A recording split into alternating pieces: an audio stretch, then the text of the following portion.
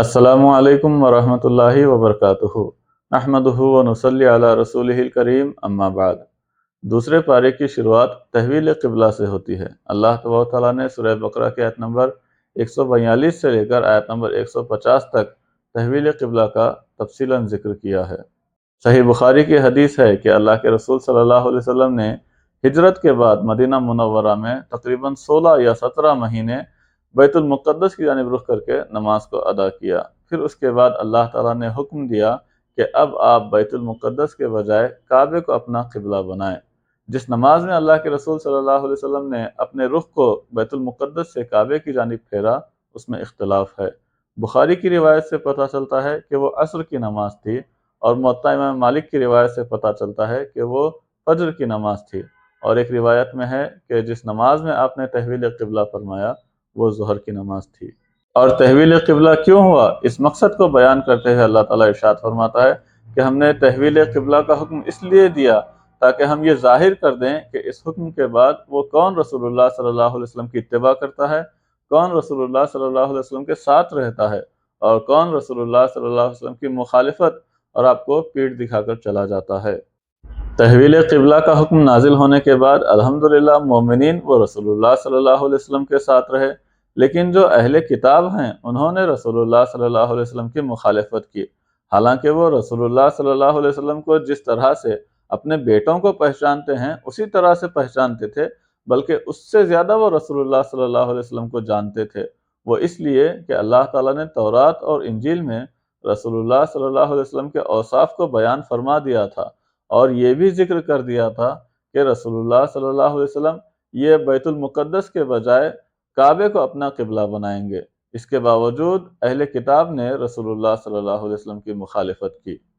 اہل کتاب یہ صرف مخالفت تک نہیں رکے، بلکہ انہوں نے مومنین کے دل میں یہ شک و شبہ ڈالنے کی کوشش کی کہ وہ لوگ جنہوں نے بیت المقدس کی جانب رخ کر کے نماز ادا کی، اب ان کا انتقال ہو گیا تو ان کی نمازیں یہ قبول ہوں گی یا نہیں ہوں گی؟ تو اللہ تعالیٰ فرماتا ہے کہ اللہ تعالیٰ ان کی نمازوں کو قبول فرمائے گا، اور ان کی نمازوں کو اللہ تعالیٰ ضائع نہیں فرمائے گا، بلکہ انہیں پورا پورا ثواب عطا کرے گا۔ لہٰذا رسول اللہ صلی اللہ علیہ وسلم اور مومنین یہ اہل کتاب کے مخالفت اور ان کے شکوک و شبہات کی جانب توجہ نہ دیں، اس لیے کہ وہ آپ کے قبلے کو تسلیم کرنے والے نہیں ہیں، اور نہ ہی اب آپ ان کے قبلے کی جانب رخ کر کے نماز پڑھنے والے ہیں، بلکہ خود اہل کتاب یہود و نصارہ وہ آپس میں ایک دوسرے کے قبلے کو تسلیم نہیں کرتے تھے، ایک دوسرے کے قبلے کو نہیں مانا کرتے تھے، تو وہ آپ کے قبلے کو کیسے تسلیم کر سکتے ہیں؟ لہٰذا ان کی مخالفت اور ان کے شکوک و شبہات کی جانب توجہ نہ دیں۔ اس کے بعد اللہ تعالیٰ نے آیت نمبر 153 میں نماز اور صبر کے ذریعے سے اس کی بارگاہ میں مدد طلب کرنے کا حکم بیان فرمایا کہ جب بندے کو کوئی مصیبت پہنچتی ہے اور وہ اس پر صبر کرتا ہے تو صبر مصیبتوں کو جھیلنے اور برداشت کرنے کا ایک بہترین مددگار بن جاتا ہے۔ بالکل اسی طرح سے نماز بھی وہی کام کرتی ہے کہ نماز کے ذریعے سے بھی اللہ کی بارگاہ میں مدد طلب کرو۔ سنن ابو داؤد کی حدیث ہے کہ رسول اللہ صلی اللہ علیہ وسلم پر اگر کوئی مصیبت پیش آتی تو آپ فوراً نماز کے لیے کھڑے ہو جاتے، آپ نماز ادا فرماتے۔ تو مصیبتوں پر صبر اور نماز کے ذریعے سے خدا کی بارگاہ میں مدد طلب کرو۔ اس کے بعد اللہ تعالیٰ نے آیت نمبر 154 میں ارشاد فرمایا کہ جو خدا کی راہ میں شہید ہو جائیں، جو خدا کی راہ میں انتقال کر جائیں، انہیں مردہ مت کہو بلکہ وہ زندہ ہیں، لیکن ان کی زندگی کا تمہیں نہ ہی علم ہے اور نہ ہی تمہیں شعور ہے۔ تو اللہ تعالیٰ نے شہداء کو یہ اعزاز دیا ہے کہ وہ خدا کی بارگاہ میں زندہ ہیں، وہ خدا کے نزدیک زندہ ہیں، البتہ اس زندگی کا علم اور شعور ہمیں نہیں ہے۔ اس کے بعد اللہ تعالیٰ نے آیت نمبر 155 میں ذکر فرمایا کہ وہ تمہیں 5 چیزوں کے ذریعے سے آزمائش میں مبتلا کرے گا۔ وہ تمہیں خوف کے ذریعے سے آزمائش میں ڈالے گا، وہ تمہیں بھوک کے ذریعے سے آزمائش میں ڈالے گا، وہ تمہیں مال میں کمی کے ذریعے سے، جان میں کمی کے ذریعے سے، اور پھلوں اور پیداوار میں کمی کے ذریعے سے تمہیں آزمائش میں ڈالے گا۔ ان آزمائش میں جو صبر کرے گا وہی کامیاب ہوگا، وہی اللہ کے نزدیک محبوب اور اس کی بشارت کا حقدار ہوگا۔ اور حدیث پاک میں ہے کہ مومن کا معاملہ یہ بڑا عجیب ہے کہ دونوں صورتوں میں اس کے لیے بہتر ہی ہے کہ جب اسے کوئی مصیبت پہنچے اور وہ اس پر صبر کرے تب بھی اسے ثواب دیا جاتا ہے، اور اگر کوئی اسے نعمت پہنچے اور اس نعمت پر وہ خدا کا شکر ادا کرے تب بھی اسے ثواب دیا جاتا ہے۔ تو مومن کا معاملہ صبر ہو یا شکر ہو، دونوں معاملے میں بڑا عجیب ہے۔ تو جب مصیبتیں پہنچے تو بندے کو صبر کرنا چاہیے، اور جب نعمتیں پہنچے تو ان نعمتوں کا شکر بھی ادا کرنا چاہیے۔ اور اللہ تعالیٰ فرماتا ہے کہ جو صابرین ہیں، جو صبر کرنے والے ہیں، جب مصیبت پہنچتی ہے تو وہ کہتے ہیں کہ انا للہ و انا الیہ راجعون۔ یہ جو کلمہ ہے انا للہ و انا الیہ راجعون، یہ ہمارے یہاں موت کے وقت پڑھنے کے لیے رائج ہے۔ حالانکہ موت بھی ایک مصیبت ہے، لیکن جب بھی کوئی مصیبت پہنچے تو اس وقت اس جملے کو پڑھنا چاہیے، اور پڑھنا بہتر ہے۔ اس کے بعد آیت نمبر 161 میں اللہ تعالیٰ ارشاد فرماتا ہے کہ جس شخص کا انتقال کفر پر ہوا تو وہ ہمیشہ ہمیش جہنم میں رہے گا، اور اس کے اوپر اللہ تعالیٰ کی لعنت ہوگی۔ لہٰذا جس شخص کے بارے میں یقینی طور پر معلوم ہو کہ اس کا انتقال کفر پر ہوا ہے، اس کے اوپر لعنت بھیجنا جائز ہے، اس کے لیے رحمت کی دعائیں نہیں کر سکتے۔ اور جس شخص کے بارے میں یقین نہ ہو کہ وہ ایمان پر مرا ہے یا کفر پر مرا ہے، تو اب اس کے اوپر لعنت نہیں بھیج سکتے۔ اب اسی سے ایک ملتی جلتی چیز جو ہمارے معاشرے میں رائج ہے کہ جب کسی ایسے شخص کا انتقال ہوتا ہے جس کے بارے میں یقینی طور پر معلوم ہے کہ وہ کفر پر مرا ہے، ہم اس کے لیے اپنے اسٹیٹس میں RIP کا لفظ استعمال کرتے ہیں، حالانکہ اللہ کی رحمت اس پر نازل نہیں ہوتی بلکہ اللہ کی لعنت اس پر نازل ہوتی ہے، اور وہ ہمیشہ ہمیش جہنمی ہوتا ہے۔ تو ان جیسے لوگوں کے لیے RIP کا استعمال نہ کیا جائے۔ اس کے بعد آیت نمبر 168 سے لے کر آیت نمبر 173 تک اللہ تعالیٰ نے حلال اور حرام چیزوں کا ذکر بیان فرمایا کہ جو چیزیں حلال ہیں، پاکیزہ ہیں، انہیں کھاؤ اور پیو، اور شیطان کی اتباع اور اس کی پیروی نہ کرو۔ پھر اس کے بعد اللہ تعالیٰ نے چند حرام چیزوں کا بھی ذکر فرمایا کہ اللہ تعالیٰ نے تمہارے اوپر مردار کو حرام کر دیا ہے، اللہ تعالیٰ نے تمہارے اوپر خون کو حرام کر دیا، اللہ تعالیٰ نے خنزیر کے کھانے کو حرام کر دیا، اور ایسے ہی وہ جانور کہ جس کے ذبح کے وقت اللہ کے علاوہ کسی اور کا نام لیا جائے، ایسے جانور کا کھانا بھی حرام ہے۔ لہٰذا ان حرام چیزوں کے استعمال سے بچو، اور جو چیزیں حلال ہیں انہیں کھاؤ اور پیو، اور اس معاملے میں شیطان کی پیروی اور اس کی اتباع نہ کرو۔ اس کے بعد اللہ تعالیٰ نے آیت نمبر 179 اور 180 میں قصاص کے حکم کو بیان فرمایا۔ قصاص کا آسان الفاظ میں اگر معنی بیان کیا جائے تو وہ خون کے بدلے خون ہے، لہٰذا اگر کوئی کسی کو قتل کرے گا تو بدلے میں اسے بھی قتل کیا جائے گا، آزاد کے بدلے میں آزاد کو، غلام کے بدلے میں غلام کو، عورت کے بدلے میں عورت کو قتل کیا جائے گا۔ اور آگے اللہ تعالیٰ ارشاد فرماتا ہے کہ قصاص میں تمہارے لیے زندگی ہے۔ یہ نہایت ہی بہترین فارمولہ ہے۔ قصاص میں ہمارے لیے کیسے زندگی ہوگی؟ وہ اس طور پر کہ اگر کوئی کسی کو ناحق قتل کرے گا تو بدلے میں اسے بھی قتل کیا جائے گا، تو اپنے جان کی حفاظت کرتے ہوئے کسی دوسرے کی جان لینے کے بارے میں 1000 بار سوچے گا۔ تو یہ اتنا بہترین فارمولہ ہے کہ اگر اس کو معاشرے میں رائج کر دیا جائے تو جو ناحق خون بڑھ رہا ہے وہ کافی حد تک کم ہو سکتا ہے۔ اس کے بعد آیت نمبر 183 سے لے کر آیت نمبر 188 تک اللہ تعالیٰ نے روزوں کی فرضیت کو بیان کیا کہ اے لوگوں، ہم نے تم پر روزوں کو فرض کیا جس طرح سے تم سے پہلے والوں پر ہم نے روزوں کو فرض کیا تھا، تاکہ تم متقی اور پرہیزگار بن جاؤ۔ اور ساتھ ہی ساتھ اللہ تعالیٰ نے روزے کے جو متعلقات ہیں، یعنی روزے کا وقت کب سے کب تک ہے، سحر کب تک کرنی ہے، حالت سفر میں روزہ رکھنا ہے یا نہیں رکھنا ہے، کن دنوں میں اس کی قضا کرنی ہے، اور ایسے ہی رات کے وقت میں انسان اپنے بیوی کے قریب جا سکتا ہے یا نہیں جا سکتا ہے، ان تمام چیزوں کے بارے میں اللہ تعالیٰ نے احکام کو بیان فرما دیا۔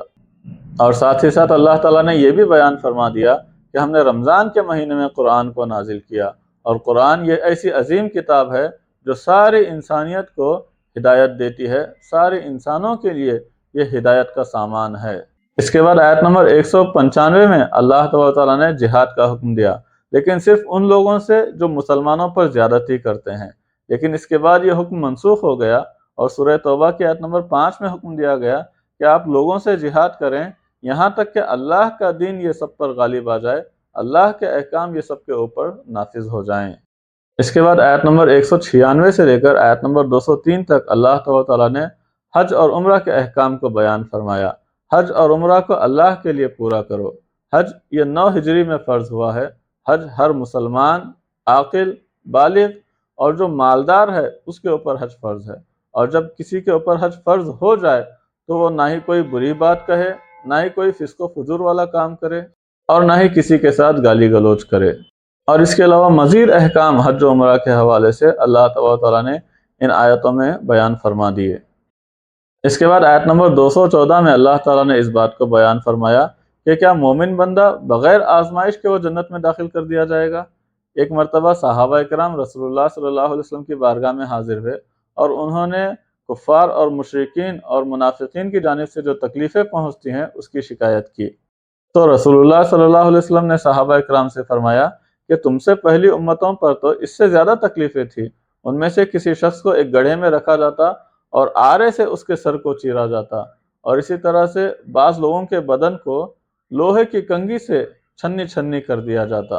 اتنی تکلیفیں پہنچنے کے باوجود بھی وہ لوگ اپنے دین سے نہیں ہٹے، اپنے دین سے نہیں پھرے، اور آگے اللہ کے رسول فرماتے ہیں کہ خدا کی قسم اسلام یہ غالب ہوگا، اگرچہ کفار اور مشرکین یہ تکلیفیں پہنچا رہے ہیں، لیکن اسلام کا بول بالا ہوگا، اسلام غالب ہوگا، اور اس قدر غالب ہوگا کہ ایک شخص وہ مقام صنعاء سے مقام حضر موت تک پہنچے گا اور اسے کسی انسان کا، کسی ڈاکو کا خوف نہیں ہوگا، اسے صرف اور صرف اللہ تبارک و تعالیٰ کا خوف ہوگا۔ اس حد تک اللہ تبارک و تعالیٰ اسلام کو عروج عطا کرے گا، اس حد تک اللہ تعالیٰ اسلام کو غلبہ عطا کرے گا۔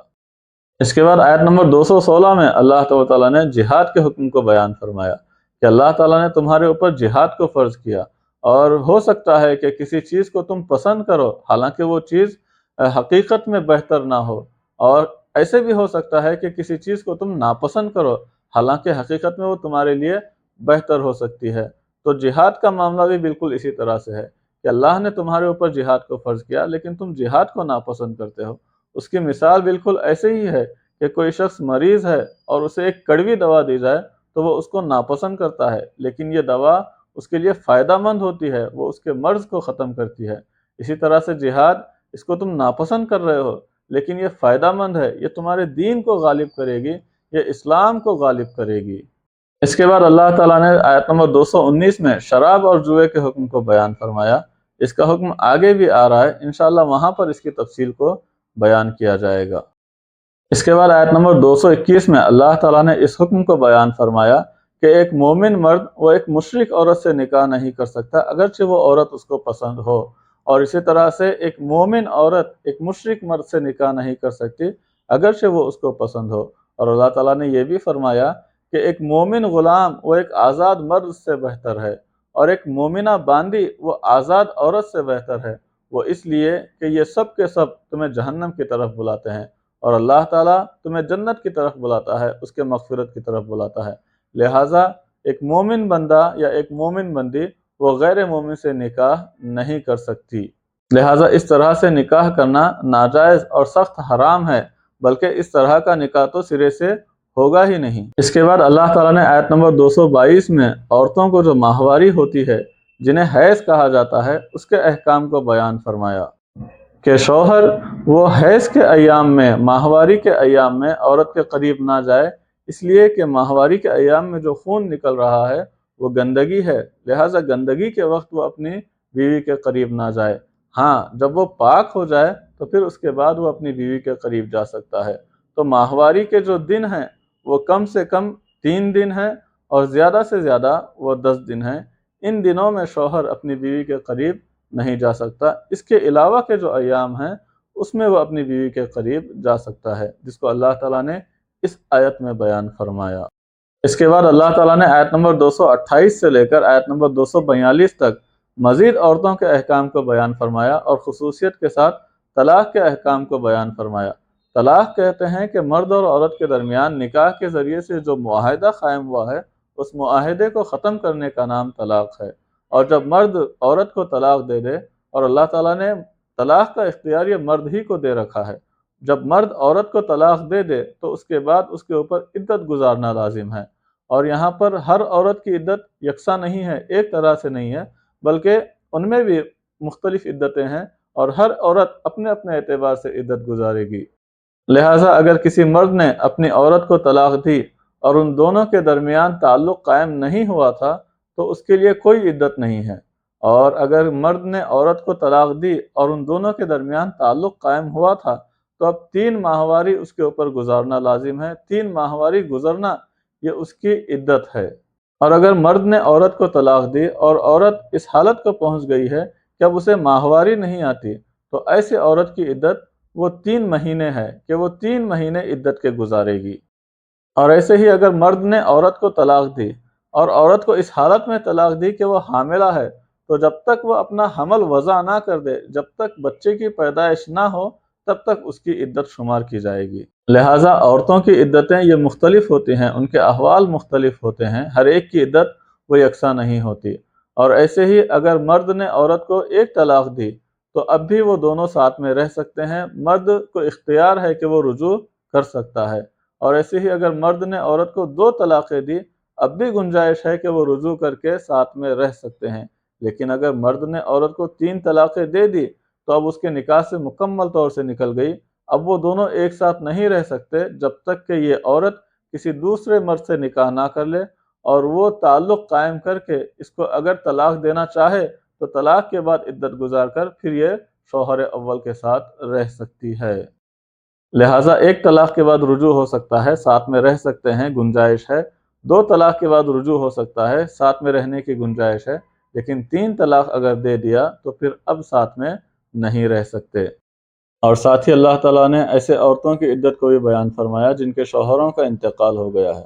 ابتدائی اسلام میں ایسے عورتوں کی عدت 1 سال تھی، لیکن بعد میں اللہ تعالیٰ نے اس حکم کو منسوخ کر دیا۔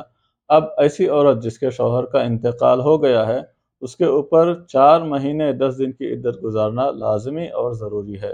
اور ایسے ہی اللہ تعالیٰ نے یہ حکم بھی بیان فرمایا کہ عدت چاہے طلاق کی ہو یا وفات کی ہو، دوران عدت عورت سے نکاح کا پیغام صریح طور پر نہیں بھیج سکتا، صراحتاً انداز میں نکاح کا پیغام نہیں بھیج سکتا، بلکہ اگر ایسی عورتوں سے نکاح کا ارادہ ہو تو کنایتاً اور اشارتاً نکاح کا پیغام بھیج سکتا ہے کہ عدت کے بعد وہ اس سے نکاح کر لے، لیکن صریح طور پر عدت کے دوران نکاح کا پیغام بھیجنا یہ جائز نہیں ہے۔ اور اللہ تعالیٰ نے یہ حکم بھی بیان فرمایا کہ عورت جب طلاق کی عدت میں ہو تو مرد کے اوپر اس کا نان اور نفقہ دینا یہ واجب اور ضروری ہے۔ لہٰذا اللہ تعالیٰ نے آیت نمبر 228 سے لے کر آیت نمبر 242 تک عورتوں کے ان احکام کو بیان فرمایا۔ جاہلیت میں، دور جاہلیت میں طلاق کی کوئی عدت نہیں تھی، مرد جب چاہتا طلاق دیتا اور جب چاہتا رجوع کر لیتا، لیکن اسلام نے اس کی پابندی اور حد بندی کی کہ اگر عورت کو طلاق دینا ہے، اگر دونوں کے درمیان نباہ نہیں ہو رہا ہے، ایک ساتھ نہیں رہ سکتے، طلاق دینا ہے تو طلاق دے دے، لیکن ہر ایک کی عدت یہ مختلف ہوگی، اور عدت کے دوران مرد کے اوپر لازم ہے کہ وہ عورت کا نان و نفقہ بھی برداشت کرے، عورت کو نان و نفقہ بھی دے۔ اس کے بعد آیت نمبر 246 سے لے کر آیت نمبر 256 تک طالوت اور جالوت اور حضرت داؤد کا تذکرہ ہے۔ انشاءاللہ آگے حضرت داؤد علیہ السلام کا جہاں پر تذکرہ آ رہا ہے وہاں پر اس واقعے کو بھی ذکر کیا جائے گا۔ یہ دوسرے پارے کا خلاصہ تھا جو آپ حضرات کی بارگاہ میں پیش کیا گیا۔ مولا تعالیٰ میرے کہنے کو قبول فرمائے اور مجھے اور آپ کو عمل کی توفیق عطا فرمائے۔ انشاءاللہ کل تیسرے پارے کا خلاصہ اور تفسیر آپ حضرات کے سامنے پیش کی جائے گی۔ السلام علیکم ورحمۃ اللہ وبرکاتہ۔